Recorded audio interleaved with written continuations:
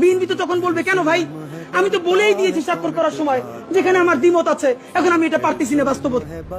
এই জুলাই সনদের জন্য 19টা মৌলিক সংস্কারে সবাই ঐক্যমত্য পোষণ করেছে। এরপরে যে কথাটা আর বলা হয় না, এই 19টা ঐক্যমত্যের মধ্যে বিএনপি বলেছে তার মধ্যে 10টাই তারা নোট অফ ডিসেন্ট দিয়েছে। তো নোট অফ ডিসেন্ট কি? নোট অফ ডিসেন্ট হলো আপাত দৃষ্টিতে আমি এটা মাইনে নিলাম, কিন্তু আমি আসলে এইটার সাথে একমত না। তাহলে বিএনপি এই 19টার মধ্যে যেই 10টা নোট অফ ডিসেন্ট দিছে, সেই 10টাই তো মোস্ট সিগনিফিকেন্ট জায়গা। তাহলে বিএনপি সরকার গঠন করার পরে এর একটাও যদি বাস্তবায়ন না করে, তাহলে আমরা কেমনে বিএনপি কে ধরবো বলেন?